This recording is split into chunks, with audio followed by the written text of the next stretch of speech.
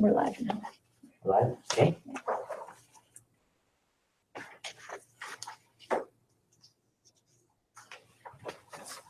Okay.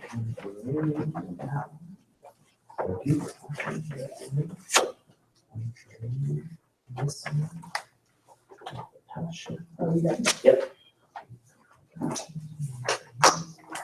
Put them on top.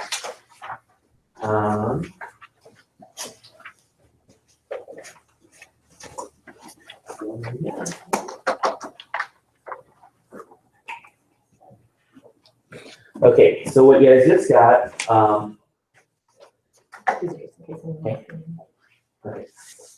The first one is the seller discovery sheet. At least I think I could try to put that on the top for you guys. This one's a really, really good handout. Does anyone have any type of format or process before you go on the listing appointment to kind of set the stage of the listing presentation? You guys do anything like that at all? I've got, written down questions that I made up. Okay. Just more of a, I'm more after what the reason why they want to move. That's kind of where I'm at. Yeah. So Randy, you're already doing this, and they just formatted this and called this a seller discovery sheet. So I bet a lot of what you're already asking is on the sheet, and you're exactly right. What is their motivation for selling? And so this sheet here, this download, and he's going to go over it in the recording, is a very important sheet to go over before the actual listing presentation. Just to kind of summarize it, it actually is one of the cool things that it lists out the different personality types, based on the disc profile. So are they a dominant? Are they more of a controller? And then as far as the actual sheet, basic stuff, name, address, email, how'd you hear about us? Those are all important, right? But then also it goes into how many bedrooms, bathrooms, garage, square footage, stories. One of the things I like to ask too is the information on the assessor site accurate? And I'll even recap that with them because I'm on the assessor's page right now, and it says that you've got 1,400 square feet above grade, but no finish in the basement. And we all know that sometimes the homeowners, they'll finish the basements without telling the assessor's office, just so they have to pay property tax. So just getting a lot of that information, but and then also, are there any covenants, restrictions, homeowner dues? That in itself is a huge question, just to help you from a potential liability standpoint when you actually do go to list it and you don't disclose covenants, restrictions, dues, things like that. And then also goes into what would you say are the best features of your home? When would you like this move to happen? Will you be staying in the area or moving away? That's a great question too, just because that question potentially puts you in a position to be their buyer's agent as well once you help them sell. Why have you decided to move? If staying here, are you buying? Have you already bought? Are you renting? What your target date is? Is this your personal home, rental, occupied, vacant? When would be a good time for us to come out, day or evening? Is there anyone else involved in the sale of the home? Have you done any upgrades since you purchased the home? And that's a huge question. I love asking that question because you might see that they bought the house in 2010. Since then, they may have updated the kitchen, the windows, the roof, finished the basement, things that may not have been recorded on the original MLS sale. On a scale of 1 to 10, how would you rate your home? I love that question. Are you aware of any repairs that might need to be done? That's also huge too, because when you go out to preview the home, all of a sudden you're already on the same page with them because they may have said, our roof is pretty old. We probably will need to have someone take a look at it either before or during the sale. They may say the buyer might ask for that. How long have you owned your home? How much did you pay for it? Have you done a recent appraisal or market analysis? That's huge. I've encountered a lot of people that have had a recent appraisal done just because they refinanced their home. Maybe they bought it and rates were 5%, 6%. They wanted to take advantage of lower interest rates or ARM, or they wanted to cash out and use some of their equity. So that recent appraisal is huge because that also helps you with value. That also gives them an idea of value. Do you have any idea of what your home will sell for? Love that question. That's one of my favorite questions because they're wanting to meet with agents. They're already probably doing their own research, and they're gonna tell you, you know what, my neighbor's house down the street is just like mine. It sold for X. Hi, Lindsay, come on in. Anyone online? Yeah, there's a few people on there. I have. Oh, perfect. We're going over the seller discovery sheet. Let's see what else. How did you arrive at that number? So they may be going off of comps. If they give you some addresses or not addresses, but some houses and say, you know, you happen to know what the address is of that house, get as much information from them as possible, what they're using to try to justify the price that they think their house could sell for. Do you know the approximate balance on your mortgage? And is there a second mortgage? That's huge too, just because at that point you can do the estimate of proceeds prior to your listing presentation. If necessary, are you prepared to bring money to closing? The good news about today's market is home values have increased, and a lot of people aren't as upside down as they used to be back in 2010, 11, 12, right, Randy? I remember lots of times where we'd have those tough questions with them, and you know, all of a sudden, you know, are you prepared to write a check for $30,000 or $30,000 just to sell your house? It was prevalent. Sorry. Impossible short sale, you know, again, that was big, you know, 4 or 5 plus years ago. On a scale of 1 to 10, how motivated are you to sell your home? That's a strong question. You know, they're just feeling it out just because they may want to move and may want to upsize or downsize. You know, on a scale of 1 to 10, if they're a 10, that's awesome. If they're a 30 and kicking tires, maybe they're not as serious as you'd like them to be. Do you plan on interviewing other agents? And if so, the reason I ask is because we would like to be last. That way we can see all the different marketing strategies, or that way you can see all the different marketing strategies other companies have and compare with ours. Would that be okay? This is a good one too. If interviewed, I would like you to make a promise to me. We're going to put a lot of time and effort in getting ready for our appointment. Please do me a favor and don't list your home with anyone until you've heard what we have to offer that no one else can. Is that okay? Mr. Seller, I want to make you aware that there are some agents that will say or do anything to get you signed paperwork for their first appointment, especially if they know we are coming out behind them. Fair enough? Mr. Seller, one last question. If everything sounds good and price is acceptable, will you be ready to put your home on the market when we come out? And some of these, use your own personalities. Some of you guys may not, because we're going to play his recording, but some of you guys may not be as aggressive as he is. I personally am not as aggressive. I'm definitely very assertive. I'm definitely in agreement with a lot of things that he does, but there's maybe 3 or 4 things that I probably wouldn't say or do that he's going to suggest in the recording. But so this is the self-discovery. As you're going along, he's going to talk about this 4-step listing system. He's going to talk about before the appointment, what you need to do. He's going to talk about step 1, which is developing rapport. He's going to talk about step 2, the review, which is a lot about reviewing this self-discovery sheet. He's going to talk about step 3, which is awesome. That's kind of one of my favorite parts of this whole listing process.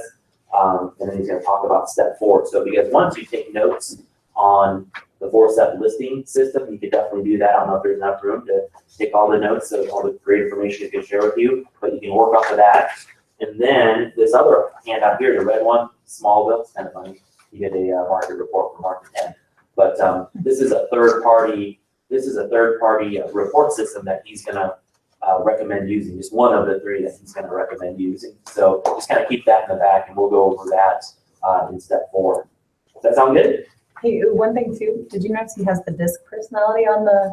Yeah, yep, I mentioned that earlier. Oh, okay. Yep, I mentioned that earlier. So he's going to talk more about that in the report phase, but that's actually a pretty important thing to identify who you're meeting with. Some people are very, very dominant. Some people are more, intuitive. So it just, what's that? I said, I don't need to take it to know what I, Yeah. I haven't taken that assessment yet. What are you, So, Tasha? I don't guess, but what are you? I'm very reserved. I Okay. don't assert myself in Okay, situations. okay. But anyways, should we go and play it? Everyone ready? Any questions before we start? It's really awesome. I'm really excited. So I just say, listen, and we'll stop and pause. If you guys have any questions or you missed something, we'll definitely stop and pause, but it's about 50 minutes of really, really good information. So let's go ahead. And this is one. over the first step listing? This is all about mastering the listing presentation. So the 4-step listing one, this is like the kind of the meat and potatoes of what he's gonna talk about, but he's gonna fill in the gaps and buffer a little bit for us. So have both know that. Yeah. We need a second here, so we left hand to this. That's what I was saying. I don't know if you have enough. Welcome to week 8 of the LB90 Listing Presentation Mastering. Welcome. This is an anticipated week because I'm going to break down a presentation that I use to get over 90% conversion in under 1 hour, right? So a lot of you guys Under 1 hour. looking forward to it. I'm going to break it down in a 4-step process. I want to make sure you completed the action steps from last week. You created your affirmation sheet. You're reading those affirmations every day. You're believing it. You're feeling it, right? You're becoming this person. You completed the core. You know what your values are. You know what your mission is. You know why you're in this business, right? You know what you stand for every single day. And hopefully you've had an opportunity to check out my favorite books. My favorite books are on that list, and there's no doubt that there's some life-changing books. So make sure that you get an opportunity to get them and read them every day. And then also the motivational clips. Hopefully you're getting excited every day, right? You want to make sure that before you start prospecting, before you get in the game, you've got to get your excitement and enthusiasm up, and that is an absolutely fantastic way to do that. So let's get into it. This week, listing presentation mastery. I'm going to break down a 4-step process that you're going to use on every appointment, because it's important that not only do we have systems, but also our listing presentation's got to be a system. Everything has to be a system that you follow, so you don't have to think about it. You just have to do it and take action. Now, before we get into the 4-step process, I want to get into what needs to happen before the appointment. You've got to make sure that the appointment we're going on has been qualified. You know, the biggest mistake that you can ever make is going on appointments that aren't qualified, right? Gas prices are too expensive to be driving around not converting. So I want to make sure that every appointment you're going on, you're asking the qualifying question. If I come out there, you love everything about me, and you love my marketing, right? We agree on price, terms, and conditions. Is there any reason I can't earn your business at that appointment? You've got to ask that question. If you have not asked that question, you do not need to be going on that appointment. And you also want to make sure that both spouses are going to be there. So at that point, we ask that question. The reason we ask it is to not only pre-qualify, but also to get them to tell us, well, no, I can't list with you then because my wife's out of town, right? You want to make sure both spouses are there. You also want to make sure that you are the last agent they are interviewing. You got to be the last, or you're not going to go on that appointment. It's very, very important. Now, the next thing is completing the seller discovery sheet. And I attach it to this call so you can download it and use it in your own business. Because the seller discovery sheet is a series of questions, and it gives us, the 30,000-foot view of their situation, right? It gives us that perspective, and you can fill it out as you go, as you've been communicating with them. Complete it as you go. It gives you those series of questions, or you can set up a separate call and have your assistant or another team member complete the sheet. Either way is fine, just as long as the seller discovery sheet is filled out, so we know this information before we go on the appointment. The next step before we go on the appointment is prepare the numbers. Now, over the years, most agents have always used a CMA.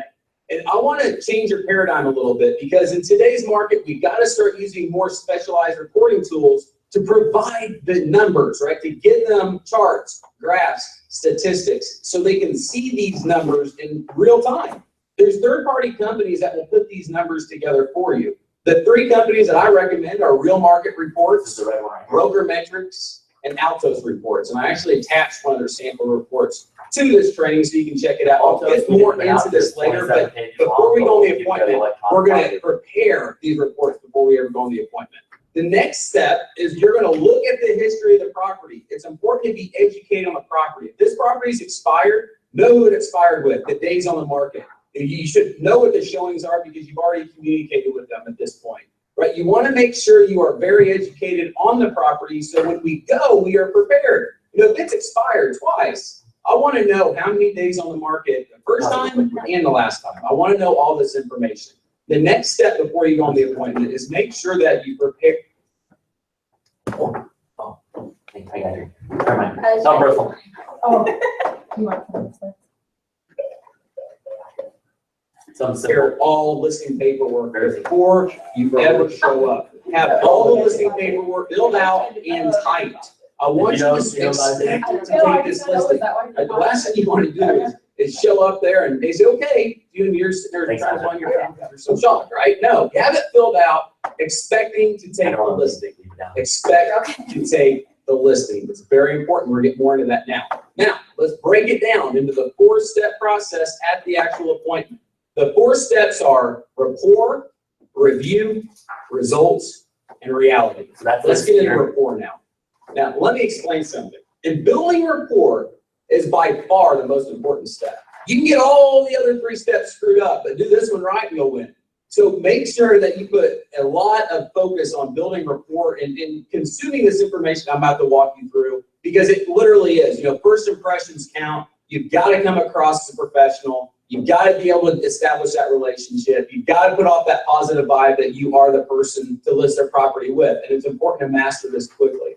And it all begins with the walk-up. What's the walk-up? It's the point you park your car in front of their house and you walk up to their front door.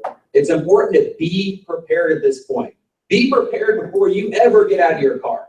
Be confident, be positive, be enthusiastic. Remember, you're expecting to take this listing.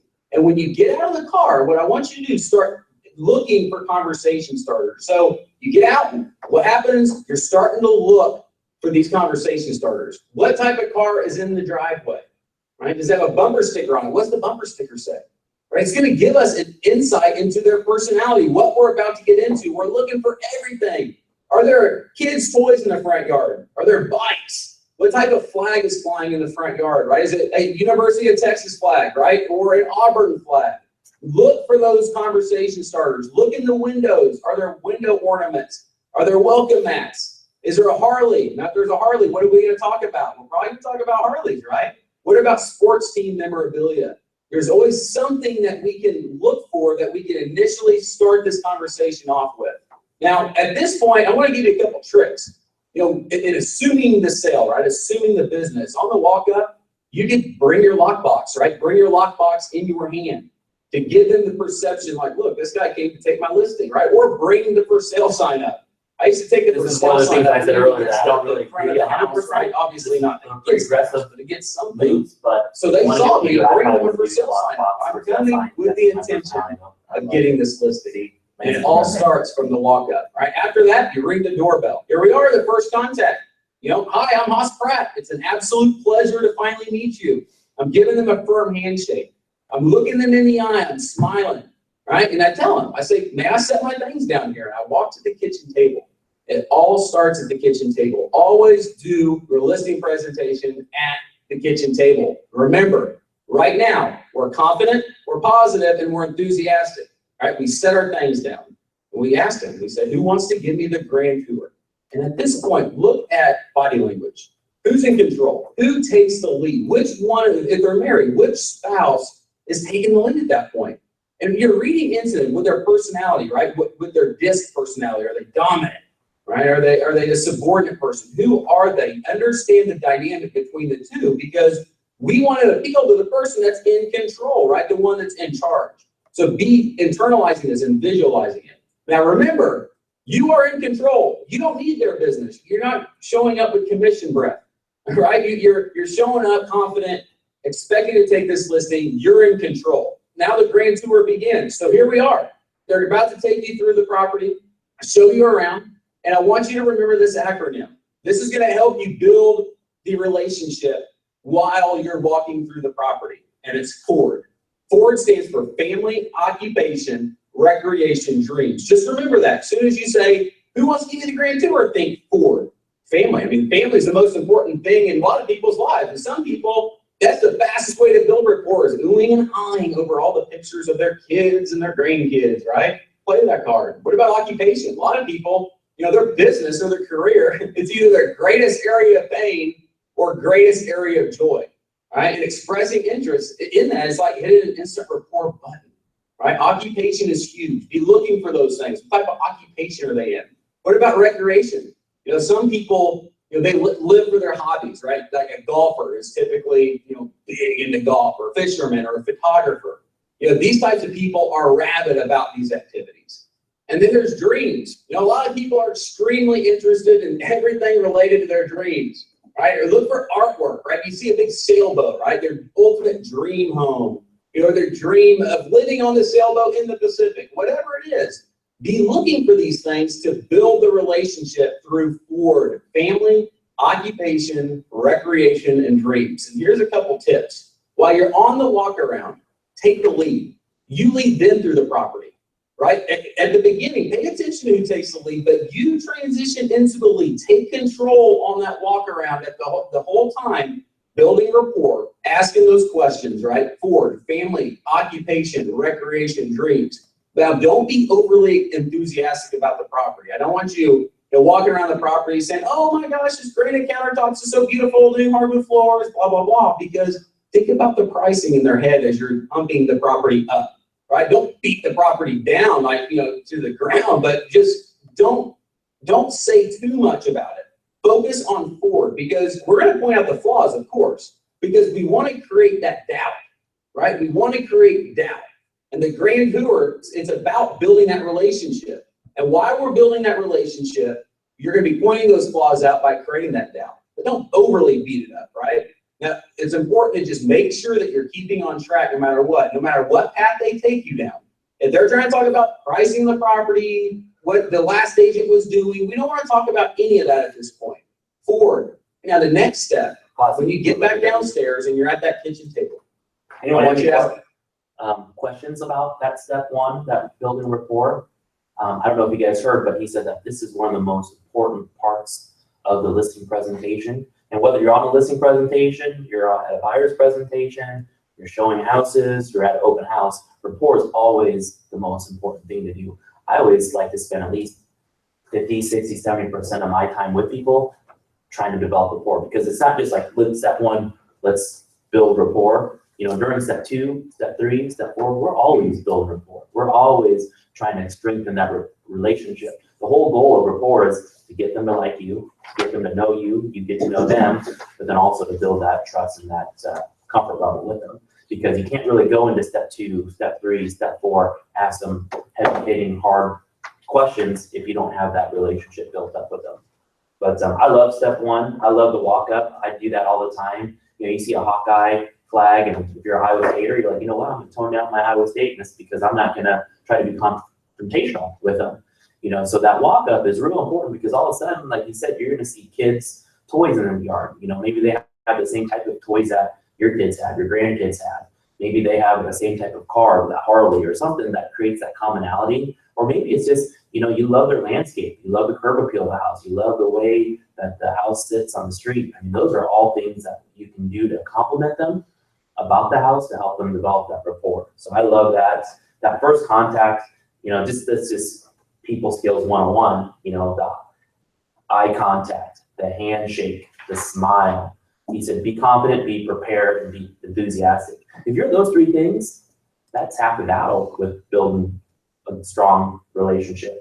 And then the Grand Tour, I love that. And actually, even before the Grand Tour, he said, may I drop off my things at the kitchen table? Because that's where you're gonna do steps 2, 3, and 4.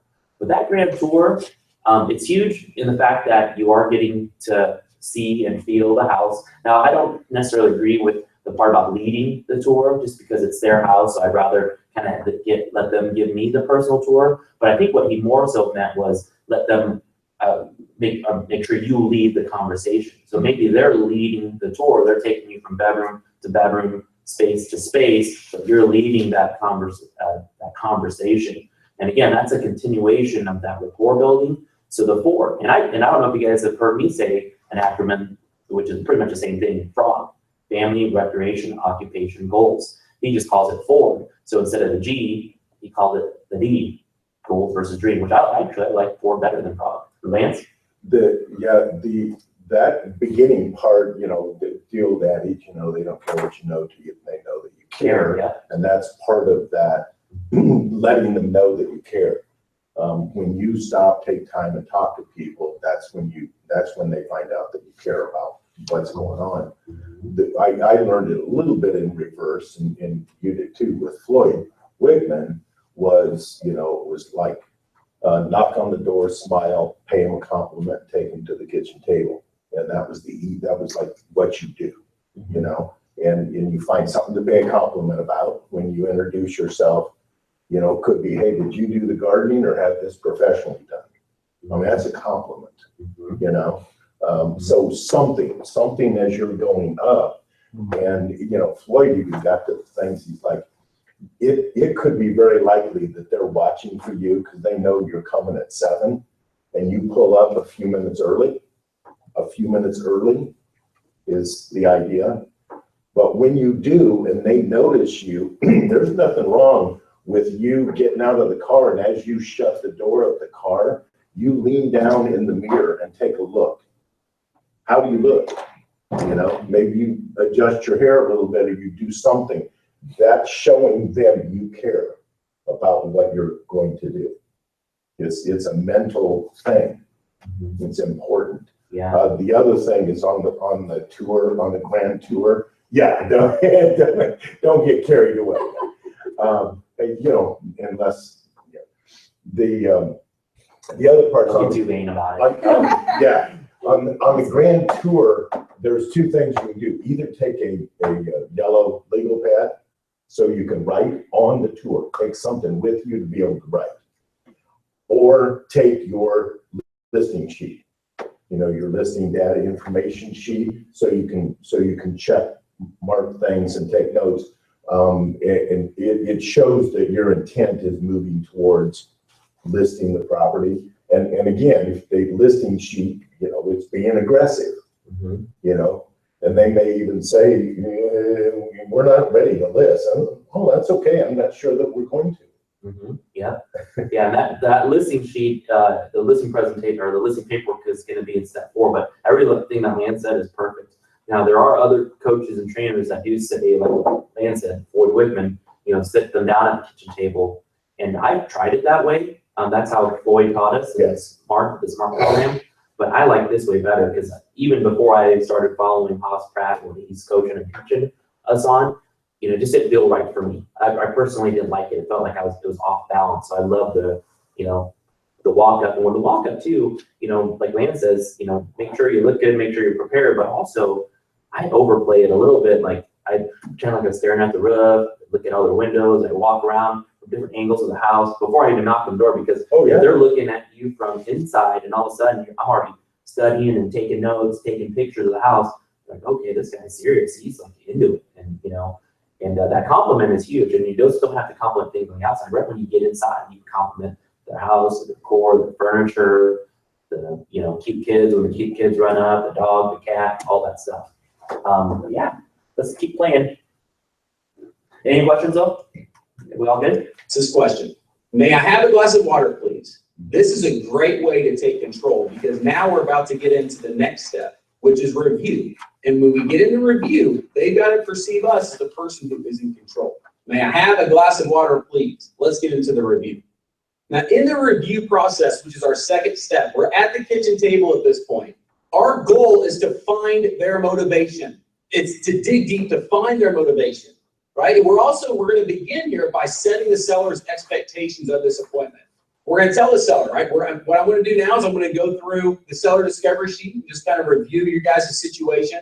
Then I'm going to get into the marketing of the property, why we sell more homes than the average agent in the area. And after I go through the marketing, I want to get into today's market, get into the numbers, show you what the market is today, the average days on the market, what the property needs to be priced at, what the comparable properties have been sold at, all that good stuff. Do you have any questions before we begin?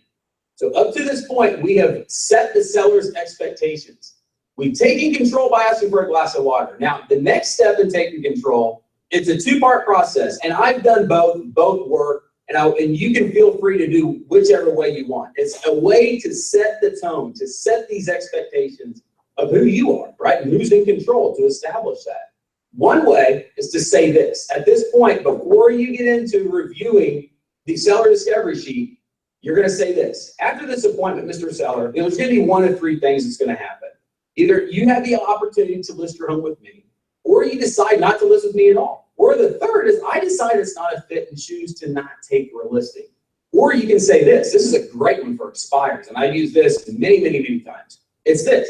After this appointment, Mr. Seller, there's a good chance that we may or may not do business together, because I do turn down more listings than I take. But I promise you this. After the end of this appointment, you're going to be more educated on the process, so you can make a more logical decision on where you want to go from here. Because you'd agree with me, right, Mr. Seller? I mean, the last thing you want is your listing expiring again. Yeah, of course. So you understand the importance of hiring the right real estate agent this time around. Yeah, I do.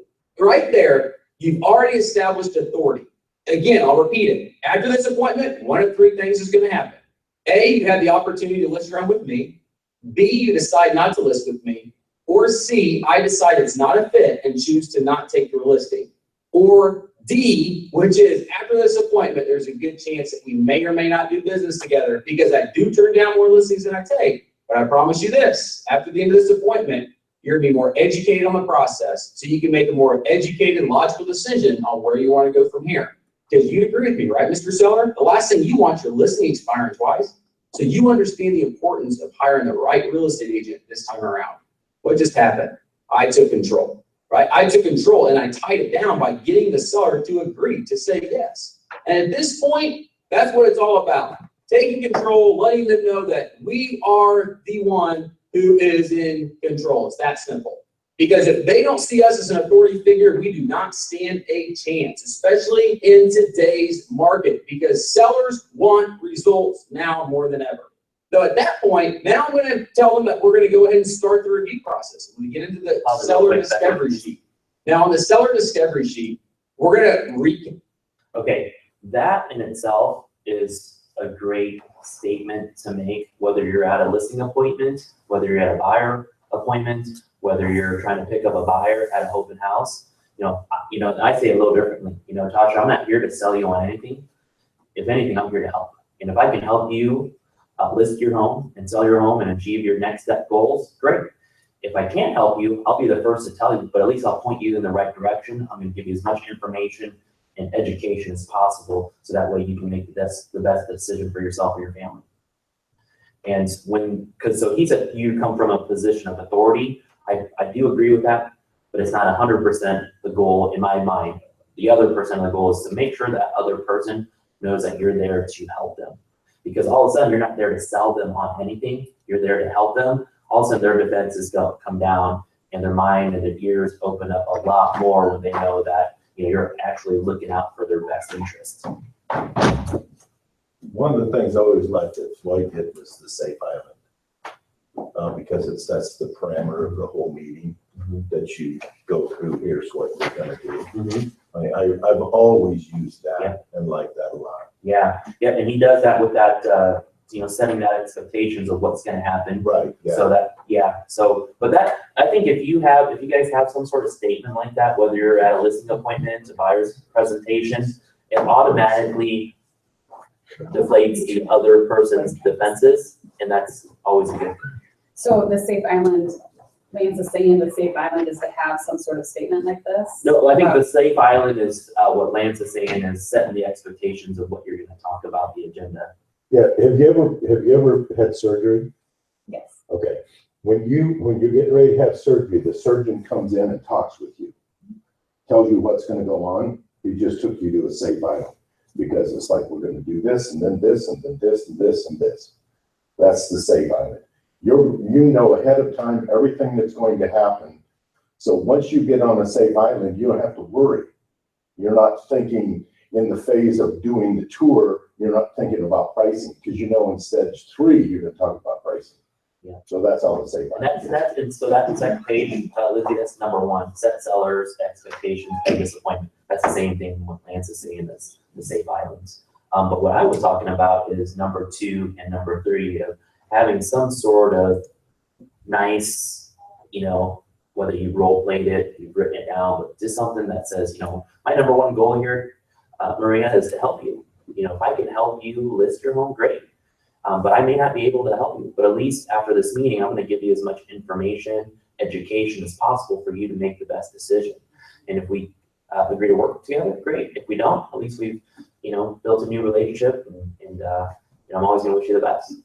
So from there, I think they just feel more comfortable. Okay, so go ahead and keep playing. At the previous conversations, right? So I've already talked to these folks before I ever showed up on the appointment. I've educated myself again, clarified everything, clarified their needs and their motivation, right? What they told me in previous conversations and what they said on the seller discovery sheet. So I want to know why they're selling, right? Have they ever sold a home before? You know, are they buying a home? Do they have an idea what their property is going to sell for? This right here is very important. You've got to find out what they think the property will sell for. You've got to ask them that question. Even if they say, well, you're the professional, I understand the professional. We're going to get into the numbers later. But if I'd ask you right now, what you think the property would sell for, what is that number in your head? Because remember, every seller has a number in their head. And it's important that we get that. We've got to know what that number is. Because during the review process, during this event, when we're going through the seller discovery sheet, we're trying to find their pain, right? If we don't find their pain, we don't stand a chance. So it's simply taking the conversations that we've already had with them and really reviewing them, right? Just recapping them and reminding them, right? Reminding them of their pain, reminding them of why they are wanting to sell this property. And you want to do this by digging deep, right? Asking questions, right? Asking the hard questions. I mean, ask them, well, what happens if you're not in Seattle by December? You know, on here you say you're moving to Seattle. What happens if you're not there by December, right? And you want to paint this picture for them. What happens if you're not in Seattle by December? So in their home, right, they probably had many Christmases. So what would happen if instead of asking that question, you would say, you know, what's going to happen if you're in December, you're unloading the Christmas tree, putting the ornaments in the same spot in that corner that you've done year after year, and you're not in Seattle where you want to be? What happens, right? You want to paint that picture for them, right? We also want to know what their goal is. When do they need to sell the home? Why are they selling? You've got to know this before we get into anything else, and I'll tell you why. It's because the next step is determined by what answers they gave us, right? So the next is we're going to get into results, which is marketing. We're going to talk to them about what we do different, how we market properties once we have all this information. Anyone have any questions on step 2? Pretty straightforward. The key thing with step 2 is going off of this seller discovery sheet or something like that. So you can definitely add additional questions. You can definitely make it your own. But really what you want to do is get as much of this information as possible, just because like we said, the step 2 is gonna impact step 3. I love this sheet. I mean, this is a great sheet. Probably one of the best things on here is just what do you think your home is worth? What do you think, how much you owe on your house? If you have a second mortgage. One thing that may not be on this sheet, I don't remember, if it's not, how much would they like to make from the sale of their home? How much would you like to walk away with? So I don't remember if I read that on the sheet, but that's really important, especially if they're going to be planning on buying with you.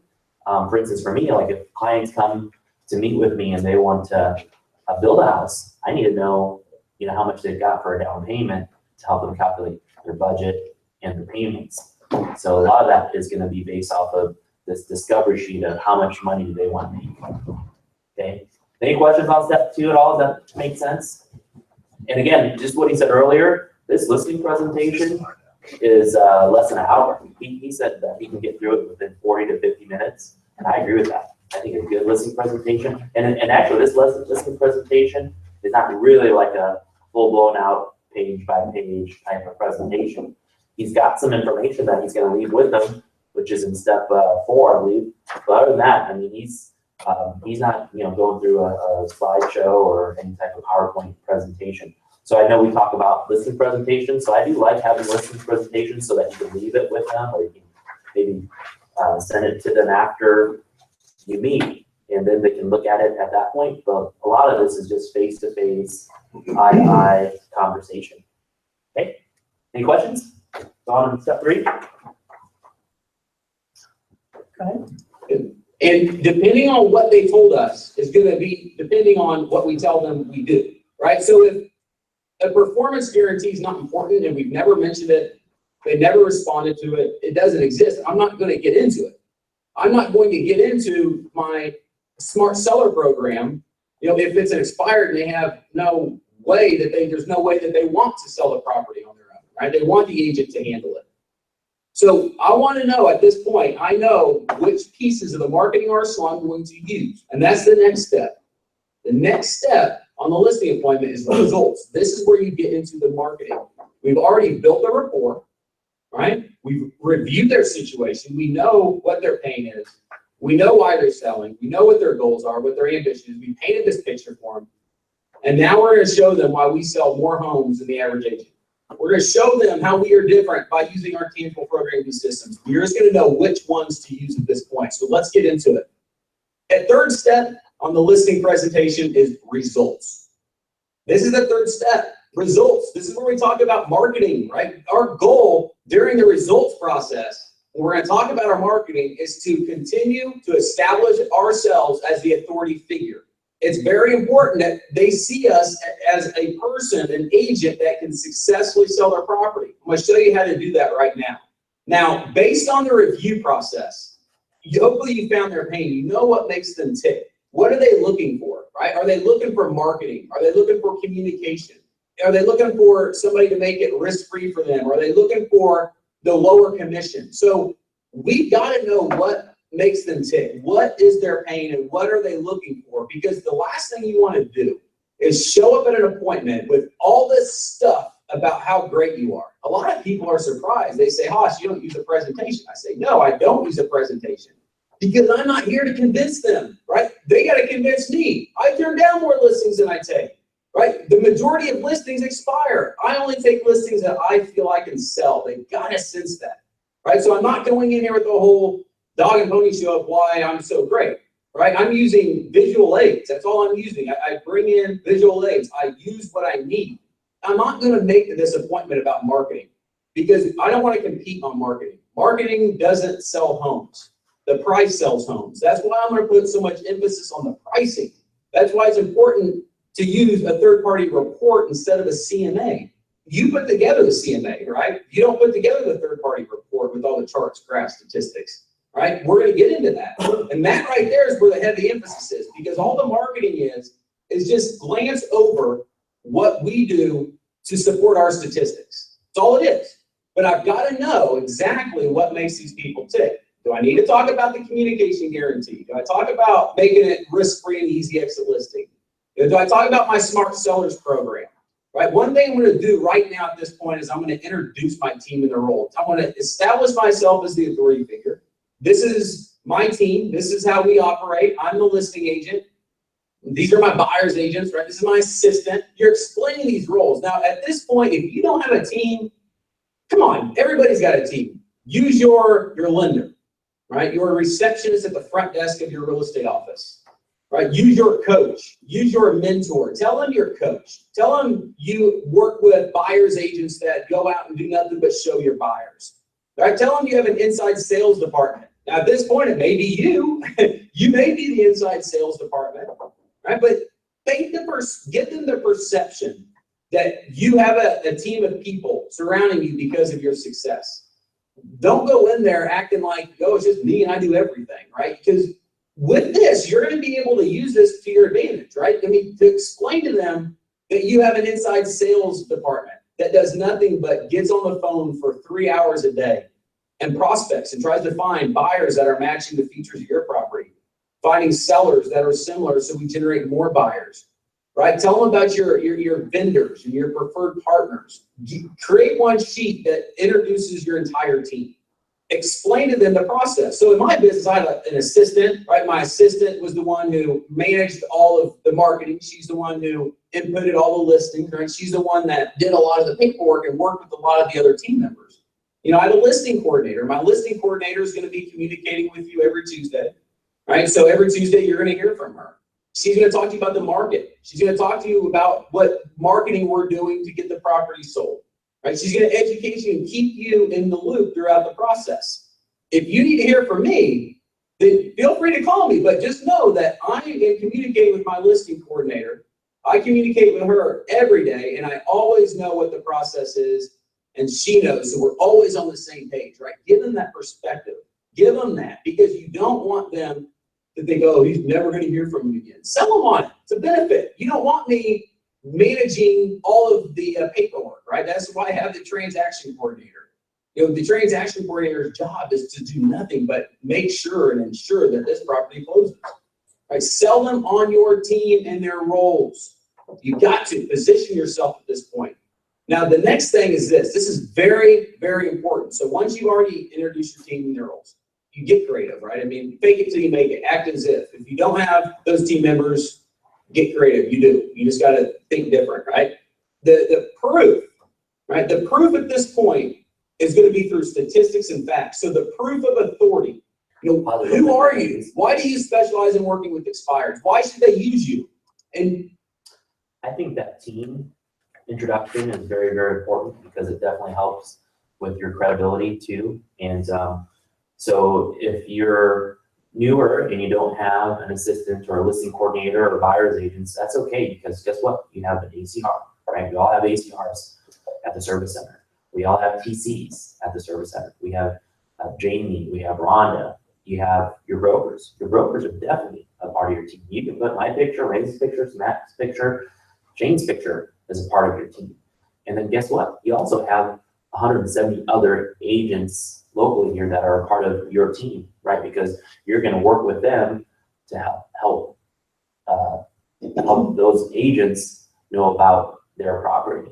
And so I definitely would go into that as part of who your team is, and you know, definitely tell that seller that, you know, we're the #2 brokerage in this market. Any questions on that at all? But I love the idea of having it like as at least like a one sheet or however you want to break that down, with pictures and all that stuff. We're #2 brokerage in the market, but as far as sales go, we're above the #1, correct? No. Agent per Per transaction, yes. Per agent. We're the #1. I don't know what's the #1. I think there might be a company ahead of us locally. I'll talk to Becca and Lance about that, based on the Real Trends report. But as far as the #2, as far as market share, and then as far as our agent, and he's going to go in that next, that proof through stats. And so we've got a proof of success for 2016, a marketing campaign that I don't know if we've shared that with all the agents yet. It's in the The drive. the drive, yeah, that whole folder, but. Okay, but we've got that proof of success that is going to be maybe 80, if not 90% of the stats that he's going to talk about, and then the rest can be your personal stats. But good. Did that answer your question, Lizzie? Kind of. What's our average per agent in that sales? The 24. 24 transactions and then like 4.5 volume per agent. And that compares to the average of 12? What was the average? The average in DMAR, I think, is Right at 14. 14. 14, yeah. Thank you. And the cool thing is Remax has a piece too on Main Street. I think what did they say, like we're triple the competition or double the competition or something like that. They just created some new marketing There's some pieces. pieces as well. Yeah, that's the one I just sent over. Yeah. The comparison chart. Yeah, Remax versus the industry. And the statistically, you can always say something and then the credit has to go. It's like according to this, Real Trends, according to Power Brokers, according to this or according to that. MLS. Because they all have little different things that they do and look at. And we fare pretty well in virtually all of them and all over. I mean, we're the 17th in Remax, Something like that. so that's across the. And the 24 transaction average, is that concepts or Remax? Okay, that's Perfect. Thanks. Yeah, we actually fare real well there. yeah. So there's Real Trends Top 500. 11th out of Remax in sides and 27 in volume. So we have some very, very powerful stats that are very impressive. So, but yeah, let's keep going. Where are we at, Becca, as far as? What time it is? We're about almost, Yeah, Almost we're halfway through. okay, There'll be a lot of fluff at the end. yeah. you do this by proving your numbers. There's 3 statistics that I want to make sure that every single person has. You've got to have these 3 statistics. The first one you want to have is your homes listed versus homes sold. You want your homes listed versus homes sold statistic, and you want the MLS average homes listed versus homes sold statistic.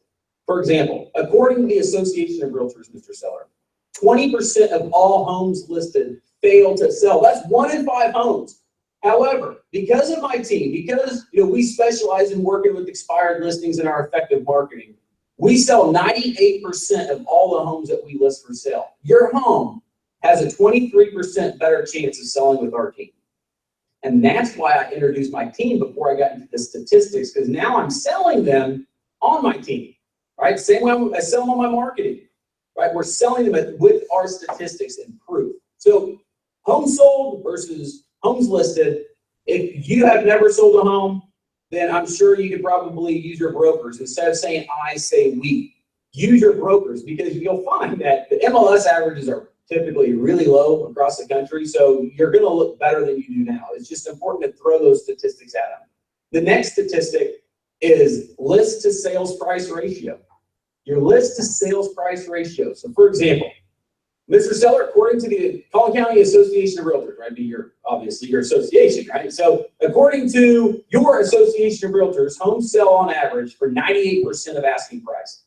However, our clients' homes sell on average of 99.7% of the asking price. That's almost 2% higher, right? That's an average of $5,763 more, based on an average sales price of $319,000.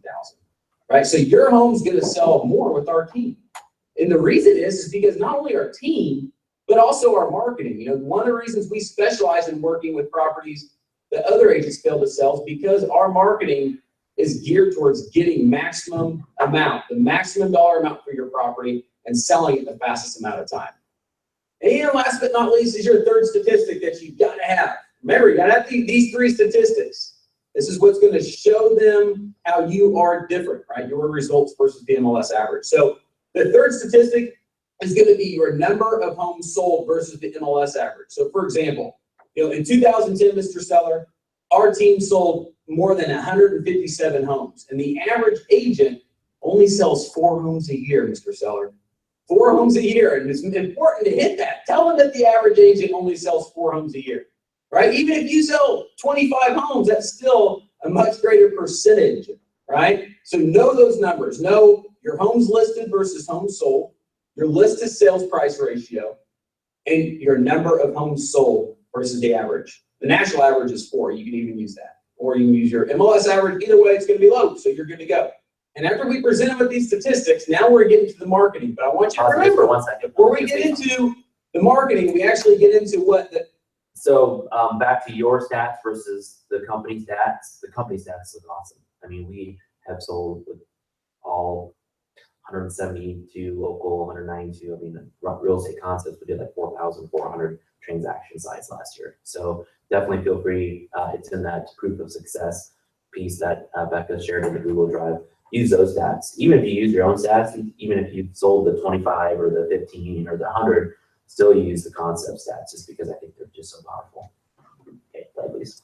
The seller needs, and the reason behind these statistics, remember, we've already built a relationship. We're going to continue building the relationship, right? We've established ourselves as the authority figure. We're going to continue establishing ourselves as the authority figure, right? We've got to be able to give them the perception that we know what we're talking about. We're 100% confident in our ability, confident in our team, confident in our marketing, confident in everything. That is by far the most important parts, to give them the vibe that we are confident, we know exactly what we are talking about. So now we're going to get into the marketing that backs up the statistics, right? So you're going to say the reason we're able to get 99.7% of the asking price, Mr. Seller, is because we have an 89-point marketing plan, right? This 89-point marketing plan is designed to get properties just like yours sold the fastest, most amount of money in the new economy, right? In the new economy. Add that line to your verbiage, in the new economy. Because of our marketing, because of our 89-point marketing plan, we're literally working with hundreds of buyers that we attract to our listings every single month. We've got all these buyers that are waiting for us to bring properties on the market, right? You're selling them on the marketing, backing it up with statistics. That's why the statistics are so important, because I don't want to make this about marketing. I don't want them to get into, well, what is your 89-point marketing plan? Look, it's not a question if my marketing works, right? You don't want them to get into every line of your 89-point marketing plan or your 101-point marketing plan, whatever it is, right? You want to just pick a couple things. Pick 5 things that you do different than everybody else, right? This is 5 things, and this is what you're going to touch on. You know, I'm not going to get into all of my 89-point marketing plan, but I'll show you a couple things how we operate that are different than the average agent, right? You say something like that, and then I'm going to show them visual aids. So in my own business, I had the back page of the Homes and Land magazine in my market. You know, I mailed 25,000 postcards every single month. You know, I had the back page of the real estate book, right? I had the 800 call capture number. I would bring in my sign writer, right, with the 800 number that says call 1-800-456-1234 extension 1280 and for free recorded information. And I'd have them call it and there would be a recording on their property, right? And I would have my assistant record it before I went out there. Or, you know, if there was a text message feature, like if you had the new text message feature that text this, you know, text listing to 457 to receive an e-property flyer, right? You want to show them, tell them what type of online presence you have, right? Online is huge. So hit the online, because here's the thing on online, think about realtor.com. Most every listing that you take ends up on realtor.com. There's literally hundreds of websites that feed off of realtor.com. So as soon as you list this property, it's going to realtor.com typically, right? And when that happens, there's a lot of other websites that feed. So go through those websites. Talk about the online presence, how you have X amount of traffic to your website every single month. Remember, get creative. It's 5 things. We're not overthinking this. We're not overthinking it. These are the reasons, right, that we sell homes at 99.7% of asking price, right? That we sold 157 homes last year compared to the average agent of 4 homes per year. That's why the statistics are important to put in there before. This is just reinforcing those statistics, why those statistics are able to happen. You can tell them about your outbound telemarketing calls. You know, as soon as you take this listing, you're going to make 100 outbound telemarketing calls to the immediate area, trying to find the people that are looking for properties just like yours in this area, right? You're going to do the just sold, just listed calls. Whatever you do, remember, we're only picking a couple things here, right? What about this one? What about marketing to other agents? You know, Mr. Seller, the chances of the buyer coming off the street are pretty slim. All the qualified buyers are working with agents. So what we do is we spend 1% of our commission, not only in marketing, but a significant of that goes to marketing to other real estate agents, marketing your listing to the agents, right? So it's like reverse prospecting, right? Most MLSs have reverse prospecting. You can show these features, right? You're going to get in, you can get into the specialized programs that you do different. You know, get into your buyer incentive program, whatever programs you have, right? And remember, we're only picking 5. What about social media? You can say how you have a social media group on Facebook of the top real estate agents all across the country that you've established relationships with that consistently send you referrals of buyers across the country, right? Sell that. Remember, it's all about perception. What you think isn't a big thing to them, they think it's huge. Remember, this marketing is the reason that we're able to, right? That's all it is. This is the reason. We're not getting into everything. All I'm doing is touching on this because I'm about to get to pricing, and that's where I'm going to hit hard, right? What about relocation accounts? You have relocation accounts. Virtual tours or open houses if you do that, right? So pick 5 things. And preferably when you do this, you could just get like a 1-page visual aid. You don't want to go in there with the whole presentation. I don't. Now, if it makes you feel more comfortable, you can try it, but I'm here to tell you that most people don't like presentations. So just get your process down and master it. And this is the simple process to go through. What about the next reason, right? So the next reason that we're able to sell homes twice as fast as the average agent, Mr. Seller, is our marketing arsenal, right? So during this marketing arsenal, this is where you're going to use what you need to use. This is where if they responded to your performance guarantee, that you're going to get into the performance guarantee. What about the Smart Seller program? You'll get into the Smart Seller program. I always gave everybody the easy exit listing. I gave everybody the communication guarantee. I gave everybody the marketing plan. And I gave everybody the Smart Seller program. But I didn't go in there saying, oh, look at all this stuff that I got, right? You don't want to do that. Always remember this. The less you say, the better. The less you talk about marketing, the better. You don't want to talk about marketing. You don't want to make this about marketing. You don't want to make this about that. Remember, it's about pricing. So we're just going to get into what we need to get into.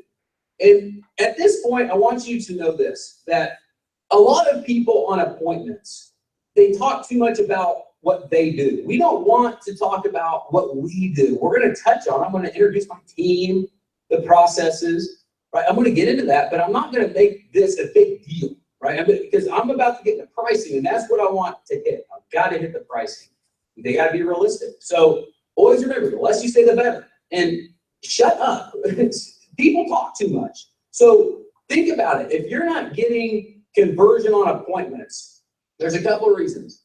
The first reason may be because you are not establishing yourself as the authority figure. Right? You're not confident, you're not enthusiastic, you're not fun, you're just scared to death. Right? I mean, what do you have to be scared of? Nothing.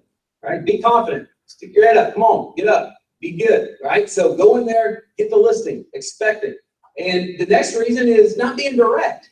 Right? Not telling them what they need to hear. Overselling yourself. We are not going to oversell ourselves. If you have all these fantastic programs, that's great. That's great. But remember, it's an arsenal. An arsenal. We only use what we need. Only use what you need. Don't feel the need to get into everything. Okay? Because right now, I'm done. I've already talked about what I need to talk about in the marketing arsenal. I talked about my marketing plan. Right? I got into my 5 things. I got into that, explained it. That's the reason we were able to do this, right? Because I told them the statistic. The benefit is the statistic, right? The reason is because of the marketing. Now we're going to get into the last step, which is step 4, which is reality. That is all about pricing. We're going to wrap this up. So we've already built a rapport, right? Your rapport doesn't stop. That's just the first thing that you have to focus on, is building that relationship, right? Finding common ground, build that rapport through Ford. The next step is review, using the seller discovery sheet to review their situation. The next step is to go through the results, the marketing, right? The results of the marketing. And now we're going to get into the last step, which is reality. This is where we're getting to pricing. We save the pricing for last because, remember, we're going to take a report with us. We're going to take the report that we've got from our third party. We're not doing the CMA. Because the CMA is old school, right? We're going to use a third party and we are going to blame it on them. That's very important. You don't want to put together the CMA and now they're looking at you saying, well, what's this? Why is this? You can blame it on the third party. So that's a very important part of it. Now, here's how we're going to take the segue. The segue into the 4th step, which is reality. You're going to say something like this. Now, Mr. Seller, the question is not if my marketing is effective in getting homes sold the fastest, most amount of money. The question is are you going to list the property at a price that allows my marketing to work? That is a fantastic segue into going into those numbers. So let's do that now. Remember, now, Mr. Seller, the question is not if my marketing is effective in getting homes sold the fastest and the most amount of money. The question is are you going to list the home at a price that allows my marketing to work? Let's look at the numbers. During our 4th step, which is reality, our goal is simple. It's to get them to be realistic. And how we're going to get them to be realistic is we are going to pound the pain. We're going to use statistics, graphs, charts, visual aids, everything we could possibly use to get them to become realistic on the price. And we're going to do it by using the proof, which is in the numbers. Because here's why. The sellers don't determine the real estate market, right? Their payoff doesn't determine the real estate market. The buyers do. So you don't want to take this listing if they're not going to be realistic. We're looking for sellers that are willing to price their property at a realistic price and they're not dreaming. That's why being direct is so important. If you're a softie and you're not direct, then it's hard to get them to be realistic. So the more direct you are at this point, the better off you are. So I know you've built a relationship, but the gloves are off right now, right? Now, next thing is getting into the market trends report. So we have our third party, and remember, there's 3 different companies that you can get these reports from. Highly recommend it because remember, it will pay for itself just by the visual graphs, charts that they see, right? So the 3 companies are Real Market Reports, Broker Metrics, and Altos Reports. Those are You the can also top use three. I've RPR actually too. attached one to sample In reports RPR. with all three, and you can Matrix. even get MLS. discounts on those services as well. That's So great. check those out, either one, get them, because this And is also where we're gonna use Remax.com has this a, at the listing we use appointment. a system for Remax. Now, the CMA versus a market trends report. Now, a And market our trends real estate report is a concepts.net statistical analysis of the local markets. So it includes active, pending, expired, sold for the last 6 months, and it also provides the days on the market, the average days on the market, the prices, the pending ratios, the list to sale ratios, and absorption rates. And this thing comes loaded, right? I mean, you can get them for 30 pages, just loaded with charts and graphs. That's why it rocks. And you can sell them on the fact that you have a third party that put these together that are professionals in what they do. They are real estate market scientists, whatever you want to say. Because here's the thing. Right now, at this point, typically your clients, they have this number in their head, right? They think that they know more than you, right? This is my house, my neighbors, right? I've been living here for 15 years. We've heard it all. But these reports ensure that you are the market authority. It's that important. Blame it on them. It makes it very clear and easy to understand. Because here's why. You want to explain to your clients how quickly houses are selling with the absorption rate, right? So the absorption rate is huge. Now you may say, yeah, but my MLS does that. I've never seen an MLS that puts together reports like these. So if it does, great, use it. Now, the absorption rate's huge because we want to know how long these properties have been sitting on the market based on the bedrooms and square footage. We got to know all this stuff from 30,000 up. And we want to show our clients what the market looks like, right? Through using the charts and graphs, because we've got to create more pain. In today's market, more people are trying to be unrealistic, but the reason they're being unrealistic is because nobody's given them the perspective they need, right? That's what these reports do. It gives them perspective, and it's all done by a third party. So creating the pain, being ultra confident in your ability to read this information is very, very important. Probably one of the biggest things that have changed over the course of the last 4 years is being able to deliver the information of the current market as it is today, because we've got to get these sellers to be realistic. Now, I want you to remember this, that they have a goal. You're sitting there for a reason. Why are they meeting with the real estate agent? Why did they agree to meet with you and talk to you about putting their home on the market? They want to sell their home, right? So think about it. What emotion is involved? What's their goal? Remember the review process. Why are they selling? You just presented the numbers. So go through it and just, if they say, well, I can't sell this, I thought the properties were 250 and you're showing 200, right? Then how are you going to bring that deal together? Remember, every single seller has a motivation. The entire goal of the listing appointment is to find their motivation, be able to provide the solution to their goal based on that motivation. If they're not motivated, they're not going to short sell a property. If they're not motivated, they're not going to rent the home, right? So know what their motivation is, and that's why it's important during the review process to find out what their motivation is. So think about it. In today's market, let's say if you have sellers that are like, well, I can't sell, I don't have enough equity. It goes down to their motivation. So if they have to sell, they want to sell, they got to get out from underneath the property. What are their options? What are their options? Well, they could bring money to the table at closing. Are they willing to bring money to the table at closing? Or do they have the money to bring to the table at closing? Do they borrow it? Can they get it? How can they get their hands on it? Right? You can short sell it. Second option, they can short sell it. Right? You offer that. You can short sell it to avoid foreclosure, which is the third. If they're behind on their mortgage, then they can send it back to the bank. Right? These are their options. Number 4, they can rent it or lease it. They can't afford to sell, but they got to move. Well, that's an option. Right? Another option is owner financing. So what I want you to do is think about that. There's options, and you communicate the options to them. And remember this, that there's 5 emotional factors that motivate people to take action. Remember these 5 things, right? 5 emotional factors that will motivate people to take action. Number 1 is fear, right? Fear of where the market's going, fear of where it's been, right? Fear of what happens if they don't sell. Number 2 is guilt. What if their spouse is already in Chicago and they're still in Dallas? Right, they got to get the property sold. What about love? Love is the third one. They have a spouse or fiance in another part of the country. They will take big action to get to that spouse. And the next one's pride.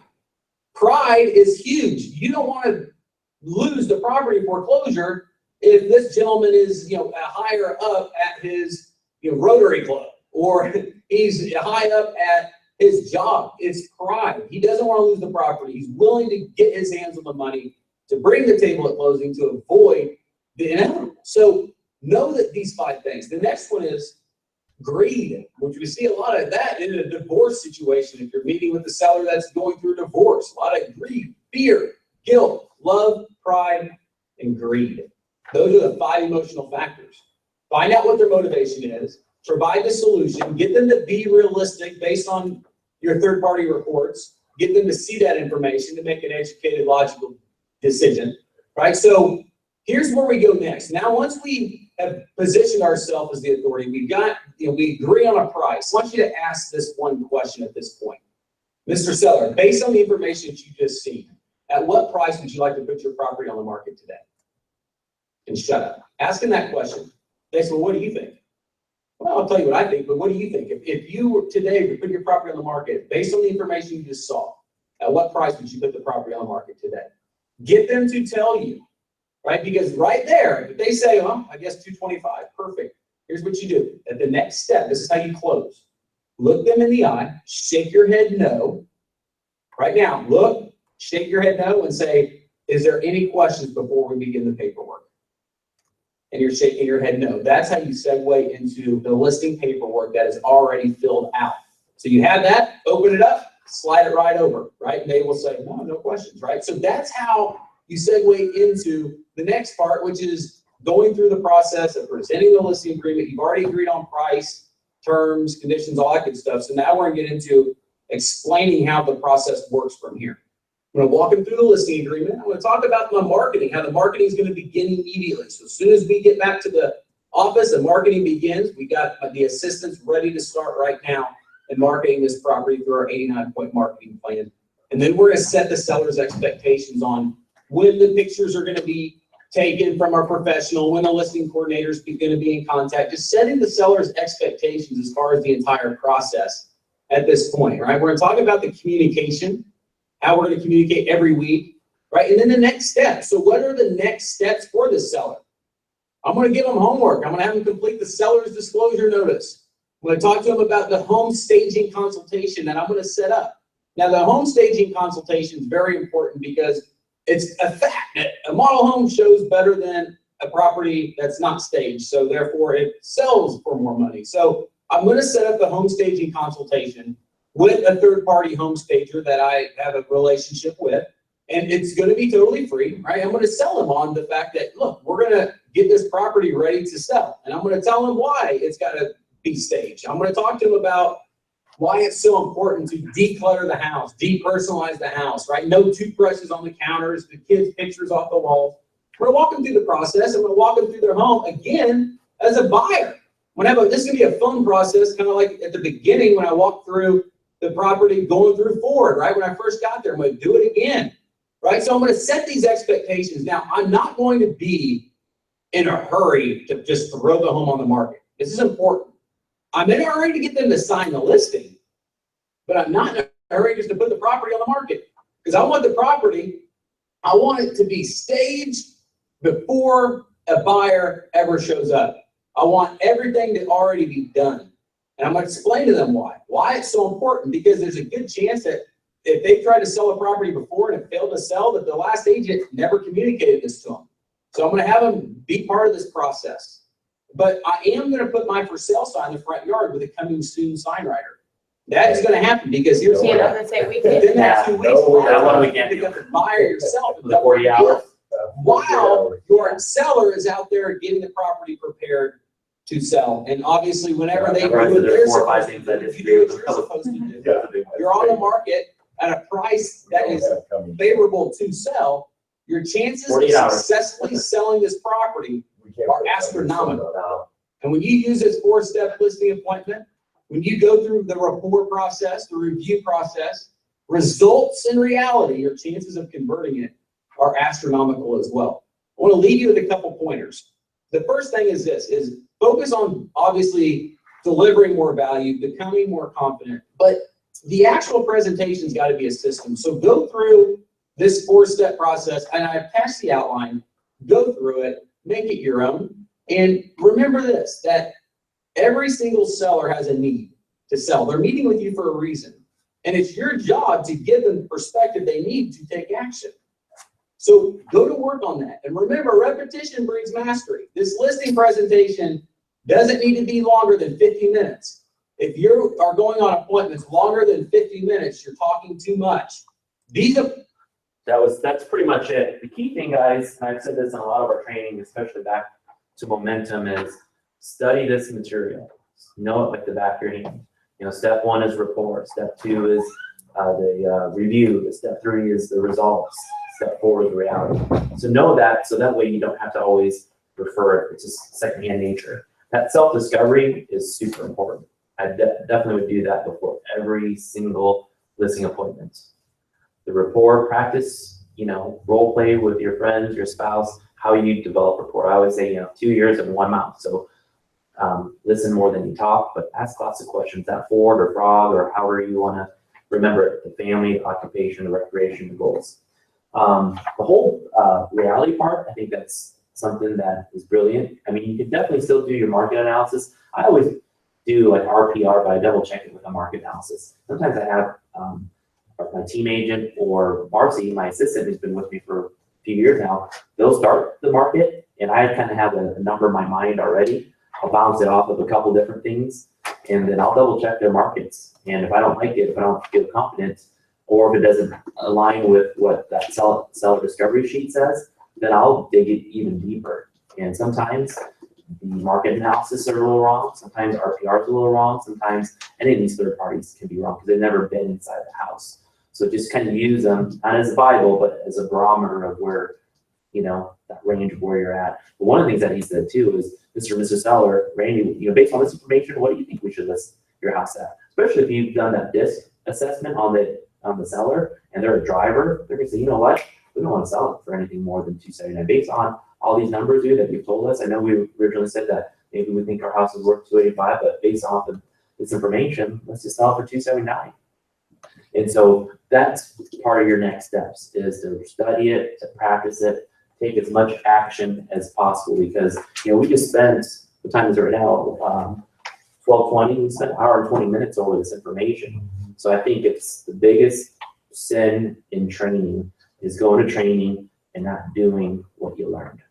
Because at that point, you're just kind of wasting your time without putting the action. Okay. Other than that, the 5 things that you do better than anyone else when it comes to marketing.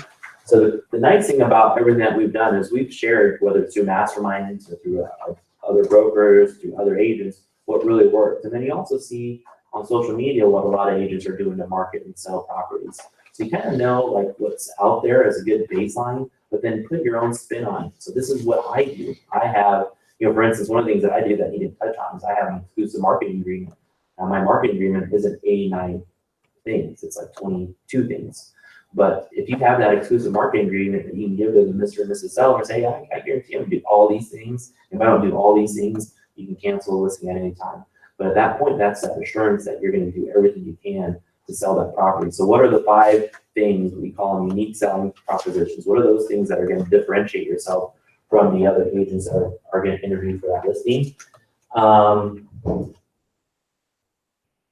And one of the key takeaways that I really got from this is success at converting the appointment begins at setting the appointment. So that self-discovery, use that as an opportunity. I probably, if you have an assistant, great, but I probably wouldn't use an assistant to do that self-discovery unless you just got 100 listings, just because that is an opportunity to build rapport. So if I'm about to go on a schedule listing appointment with Lance, I'd like to do that self-discovery myself over the phone. Hey, Lance, if we got a few, about 10, 15 minutes, would you mind if we could set up a phone call before the listing appointment? I've got a few questions to make sure that I have enough information so that I'm prepared for our appointments, okay?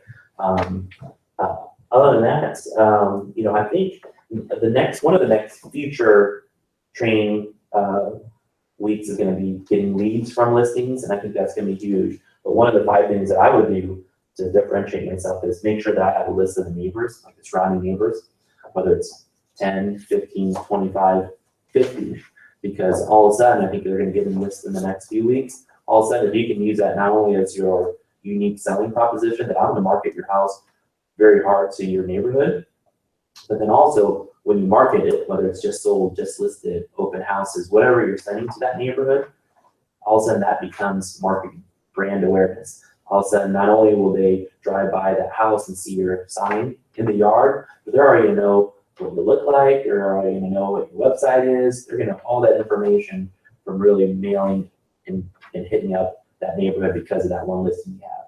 And that opens up more and more and more opportunities, because you never know, maybe the neighbor across the street has their son or their daughter moving back from out of town and they want them to be close to, close in the neighborhood. So you never know who's out there, but you have to do that. You have to market to kind of generate more leads. That makes sense, guys? Pretty good? Yep, very good. All right, any questions? Anything else that you guys can think of? Just a quick question. Is there any way we can find out where we can go to get, is it absorption rates here? You have to do your own absorption rates on specific areas. Yeah, do you guys all know the absorption rate formula? I've got. I have it right here, if anybody wants that. The absorption rate formula? Perfect. Yep. So we can make copies of it if no one wants it. Calculation of that. I love absorption rates. Absorption rates, it can be applied to any specific area, any larger area, any metropolitan area. It can be applied to new construction. It can be applied to old houses. So if you decide what your absorption rate is going to reflect. So that's why you can't just go find one, because it's like, I'm going to do an absorption rate on 2-story new construction, in the eastern part of Des Moines. I mean, that's going to be totally different than any other absorption rate. Yeah, I love absorption rates just because it does tell you a lot of information on what type of market it is. Because Lance is exactly right. You got $1 million house in Norwalk that you're going to put on the market. That absorption rate isn't pretty at all. It's actually pretty ugly, but at least you tell your sellers, I'm kind of speaking directly for myself. I tell my partners, hey, you guys want to go over $1 million on this house? This is what our absorption rate is. And that way they can't shoot the messenger. So you can definitely give a lot of information. And just so you guys know, 6 months is kind of like the middle, right? Anything above 6 months is a buyer's market. Anything below 6 months is a seller's market. And that's days or months on average. And there is, in the newsletter, when the reports, have you looked at those reports? There's one by zip codes and one by price range. Those, I include the absorption rate column in that. Now that's general, but I mean, it is narrowed down by zip code and price range, but sometimes you'll want to do your own, obviously, if you're in a specific neighborhood, but. When's the last time you sent a newsletter?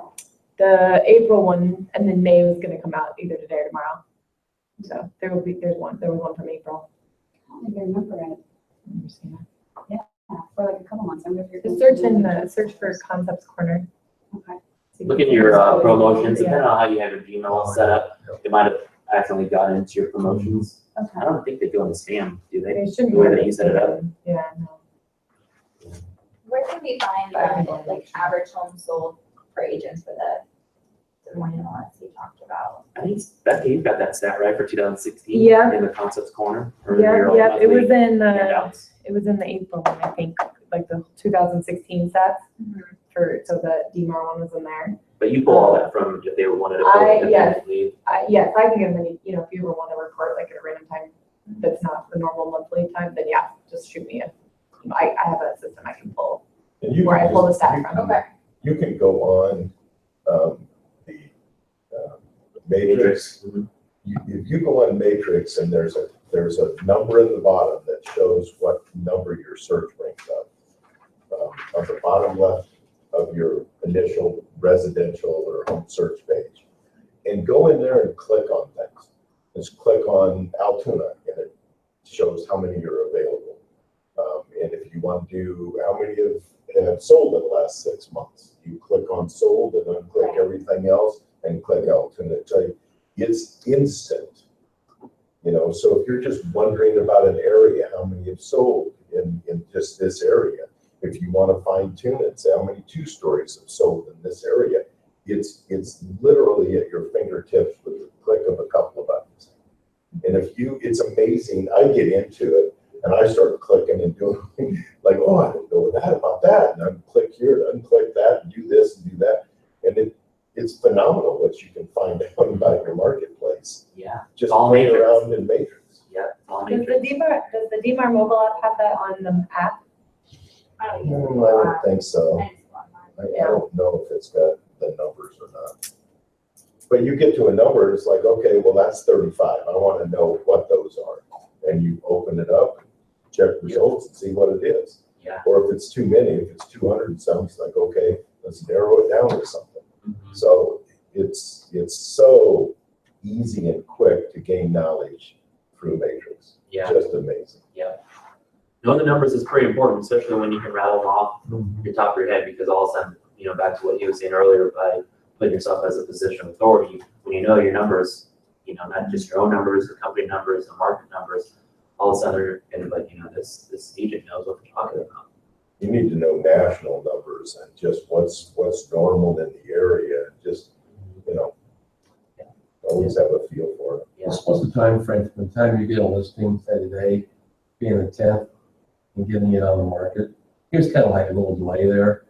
He was talking about. Yeah, he says that the number one goal that he has is to have that listing agreement signed. So if you're meeting today and you get that listing agreement signed, but it's not dated until the following week, he's just saying he wants to make sure that the house is 100% ready. He's For dating it forward. Then Correct, probably, most likely what he's doing is staying forward. Now, the whole coming soon thing, don't do that part of it. But what he's saying is just, if I'm gonna meet with you, Get it signed up. yeah, exactly, then whatever time And if you it's need in signed and between. there's a date on it, the requirement is that it is in Matrix in 48 hours from that date, from that date. Yeah. from the listing date. Yes, and if you put an address, a really good picture, a description, something that tells people where that house is, that starts your 48 hours, whether it's signed or not. Your 48 hours starts ticking the second that, you put a Facebook ad on with it in there, you do the, the Central Iowa Realtors. Everybody thinks they can do whatever they want out there, and they throw a house out there. If you can't call that person and go, hey, I want to show that house, there's something wrong with it. So. Yeah, but back to what we're talking about too, is he's saying that, make sure that the house stage and marketing and everything is ready for day one of the listing. Any other questions, guys? Get you excited to get some Thank you. appointments? I have a listing appointment next, and I'm like, okay, well, Sweet. don't know what I'm gonna say now, but I have new information next. When do you have it? Huh? You have a listing appointment next, like right now? Coming up? 30 Oh, awesome. incoming, so I have to pick up one. And Got it's an acreage, oh my gosh, let me tell you. Oh, How fun are those you race? get to go It's gonna be walk. fun in the rain. She said, she just messaged, she's like, it's a monsoon out here, why don't you call before you come, because you can't see anything. Yeah, You guys maybe, want to search rate for this? yeah. Did she say that maybe you should reschedule? It's- No, she didn't say that, she said, call before you come. I'll make it. I mean, I gotta go home in that direction anyway, so.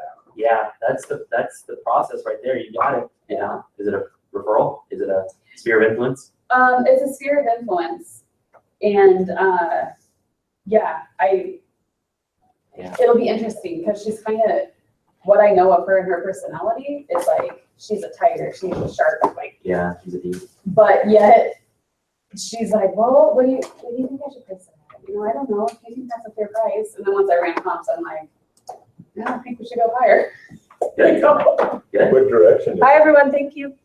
Oh, Come on. Bye. it was all on how many people were on.